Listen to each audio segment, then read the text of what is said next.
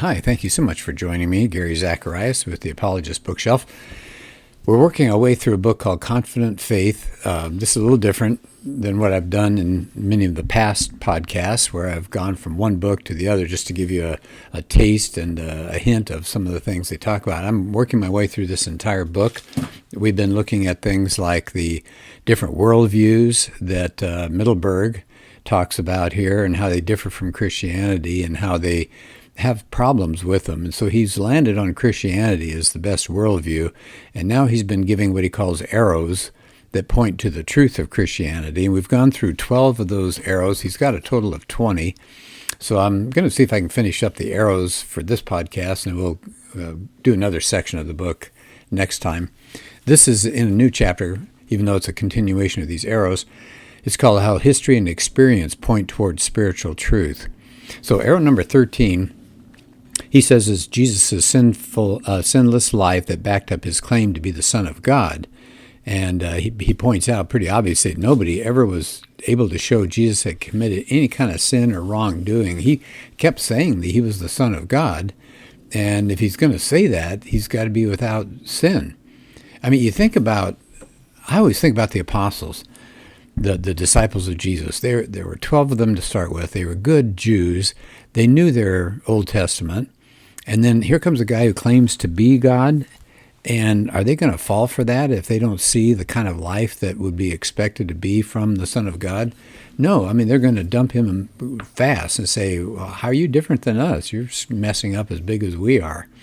So it said he claimed repeatedly to be the Son of God, which means he's got to be sinless and without flaw. The only accusation that was brought up against Jesus was blasphemy, because it says he called God his Father, therefore making himself equal with God. And that would be blasphemy, wouldn't it, if it wasn't true? Mittelberg says he doesn't know of any other major religious leaders who claimed to be sinless. Muhammad was pretty honest. He was open about his need for God's forgiveness. Joseph Smith, well, he died in a gun battle where he was defending himself with a six-shooter. May have killed people in the fight. So Jesus is the standalone leader that you can respect and you can imitate and you can trust and follow in everything. By the way, I do a talk on Christianity compared to other religions. Do you notice other religions love to put Jesus in there someplace, but it's Christianity that makes him the center of their faith. So everybody likes Jesus. There are things about Jesus that are very admirable, way above any other religious leader. Okay, how about arrow 14? Jesus' resurrection.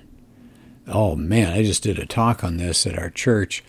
This is powerful. I mean, this is the heart of Christianity, isn't it? Now, why would we believe that the resurrection really happened? Well, here's what Mittelberg points out, and I think you can even make more of a case, but I'm just going through this book. I've got a talk on the resurrection. You can take a look at that on my website, apologeticsforlife.org, and I've got all sorts of videos and podcast information, audio downloads, all sorts of stuff. So anyway, this is what Mittelberg covers. The resurrection of Jesus, why do we believe that? Number one, his tomb was empty. I mean, that is so huge, isn't it? They started in Jerusalem proclaiming that he was risen. Now, that's in Jerusalem. That's where the crucifixion took place. That's where the burial took place. All people had to do is say, what? What do you mean Jesus is risen? Let's go. And they'd go to the tomb, open it up, and pull out the body. Nobody was able to find the body, were they? So that's a huge issue right there. There's an empty tomb. There's no good rationale for saying that anybody stole it or moved the body. Really? Why would the disciples move the body? What did they gain out of that? What kind of motivation? So then they're going to make up stories and lie about that the rest of their life? And look what happened to them. They faced persecution. They were martyrs. And why would you die for something you think might be true, but you don't die for a lie. And so there's the first reason we can believe in the resurrection. Number two, the risen Jesus was seen by eyewitnesses. The disciples and several hundred, according to Paul. And Gary Habermas says this, who's probably the leading expert on the resurrection. Friends as well as foes saw Jesus not once but many times over a period of 40 days. We're told that these numbers included both men and women, hard-hearted Peter and soft-hearted Mary Magdalene, indoors and outdoors. And by the way, people will say, oh, it was just they wanted to see him so badly they hallucinated. You don't have group hallucinations. Okay, so there goes that idea. So the risen Jesus was seen. Here's a third point to go for the proof of the resurrection. The accounts of the risen Jesus were frequent and early. This is not 70 years later somebody writing it down. Think about this. In 1 Corinthians 15, the verses 3 to 8, Paul has included in there a creed. He's recorded this creed. He did not make it up. That's really important to think about. He wrote the Corinthians in the 50s AD. He mentions this creed, the one about Christ died for our sins, he was buried, he was raised from the dead on the third day, he was seen by Peter and the 12 and then 500. So where is he getting this? Well, most people that have studied this say this is a creed that was given to the early Christians to memorize, to get basic information about Jesus, and it was probably done within a year or two of the resurrection. That's amazing. So close to the events themselves. Okay, arrow 15. Let's go beyond the resurrection, the emergence of the church. So think about how that began. The Roman leaders, the Jewish leaders, they could have squashed that whole movement. When Peter stands up and gives a talk, and when the others start speaking, what could they do? They just go get the body of Jesus, put it in a wheelbarrow, and parade it up and down Main Street. Here's your dead Messiah, they could say. Is this really the guy you want to follow? Well, that'd be the end of that, wouldn't it? But no, the church emerged. It was so tied to the claims of the resurrection, it could not have grown without the resurrection actually happening. That appeal to public knowledge was amazing. Arrow 16. The changed lives of early skeptics affirmed the truth of the resurrection. So who are we talking about as far as skeptics go? Well, the number one skeptic, of course, you'd think would be Saul of Tarsus, later known as Paul. I mean, think about him. He was present, and he was supporting the stoning of Stephen, a Christian disciple. And it says Saul agreed completely. And it says he was uttering threats with every breath and was eager to kill the Lord's followers. And he's on his way to Damascus. Boy, he's going to take care of Christians that he finds there. And then the risen Jesus appeared to him and temporarily blinded him. Amazing. He became a great proponent of the faith, probably the world's leading missionary. But what about James, the half-brother of Jesus? He must have been a doubter. I mean, he grew up, he was part of the family, and the family, it says, thought Jesus was nuts. But what does he do? Later on, he becomes the key leader in the early church. So it said Paul and James were living during the earthly ministry, and there's no reason for them to wish Jesus back from the dead, and instead, they turned around completely. And so it says these two skeptics become star witnesses, and they're indicating that the faith is built on some solid foundation of facts. Here's another arrow, number 17, the willingness of the disciples to die. Why is that? Well, they made not only turnarounds in their lives, but the disciples died for the truth of their claims. Almost all other disciples, as far as we know, died willingly as martyrs for the truth of those claims. They didn't back off. And I think about what Chuck Colson said. He was part of the Watergate conspiracy, and he said, conspiracies fall apart pretty fast when you're put under some pressure. But these people didn't knuckle under. They went to their deaths saying it's real. Yeah, I think that's something. Now, of course, I think this is a good point. Mittelberg brings up the Muslim terrorists and says, well, hey, how about them? They were willing to die for what they believed. Okay, yes, but there's a huge difference between those two examples. The disciples of Jesus, where they were in the position to know for certain whether or not what they claimed was correct. The Muslims didn't know. They were hoping it was the case that Allah was on their side, but they didn't know for certain. So the old story about nobody dies for what they know to be a lie. And so these disciples went to their deaths, and they were certain of what they had believed in. Arrow 18, the changed minds of some modern skeptics support the truth of Christianity. And these are great stories here, so bear with me because I think it's wonderful to hear these. Simon Greenleaf. Okay, he was a Jewish scholar. He was one of two professors that built the Harvard Law School into a well-known, world-class institution it is today. He wrote the standard textbook on what constitutes good arguments in a court of law. He was brilliant. Well, one day, some of his students challenged him, said, why don't you examine the evidence for the resurrection of Christ? Well, he was skeptical. And remember, he's a scholar and built the Harvard Law School, so he knows law and he knows evidence and things like that. So he thoroughly investigated the evidence. And what happened to him? He became an ardent follower of Jesus. He wrote a defense of the Christian faith. It was called The Testimony of the Evangelist, the Gospels examined by the rules of evidence. Here's another person, a man named A.H. Ross. I don't remember that name, but he was an English journalist, and he set out to publish a popular book that would expose the resurrection as a myth. And he used the pen name Frank Morrison. And so that's what he was going to do. He was going to set out, the bah humbug approach to the resurrection. And he came up with a title later for his book as a result of his studies called Who Moved the Stone? And his studies convinced him that Jesus really did rise from the dead. And once he was confident of that, he became a Christian. Here's another individual, Sir Lionel Luckhoo, Luckhoo. He was listed in the 1990 Guinness Book of World Records as the world's most successful lawyer. I'd never heard of him.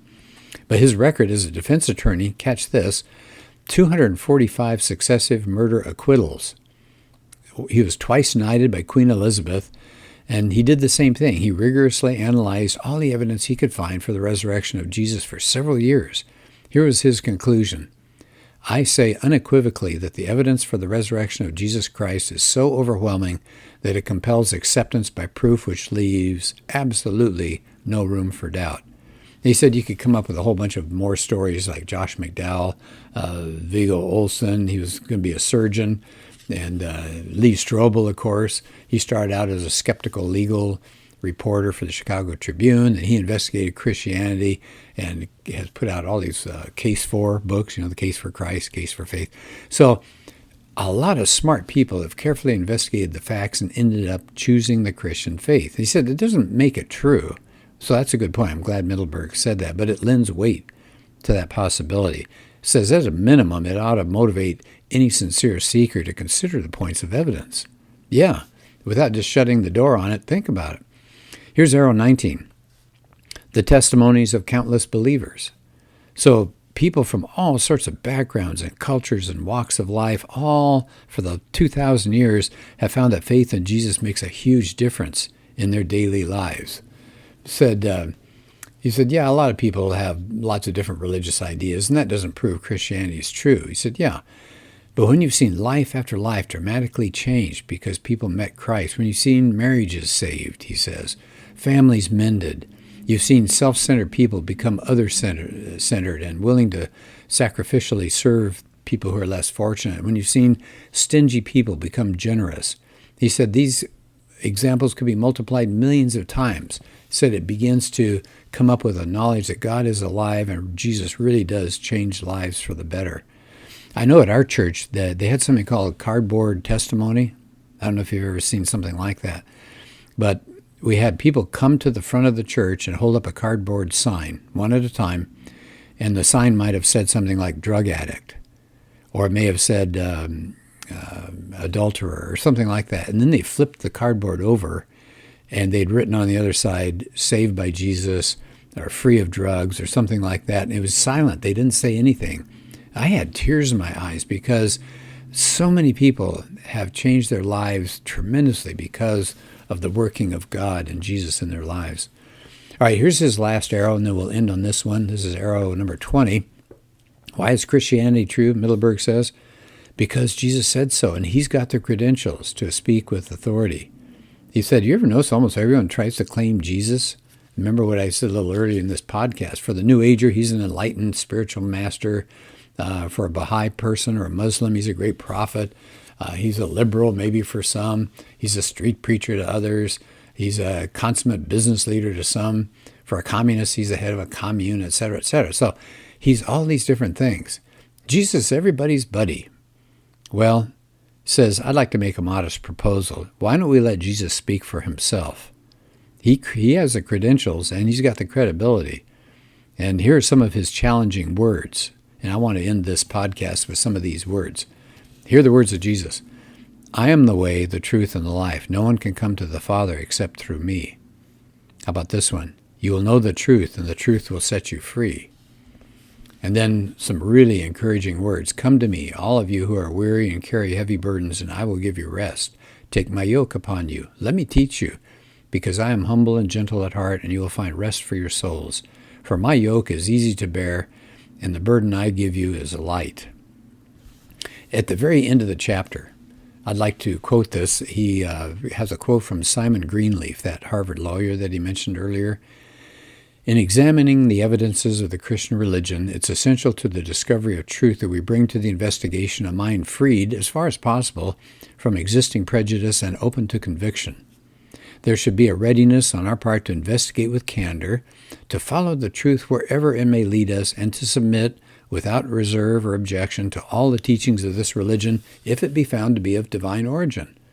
Now, who can argue with that? I think that's wonderful. He said, let's come, as we begin to examine different religious claims, get rid of our prejudices. Just be open to the information and investigate to follow the truth wherever it may lead us. We don't want to start off by saying, well, this can't happen or that can't happen or I don't believe this.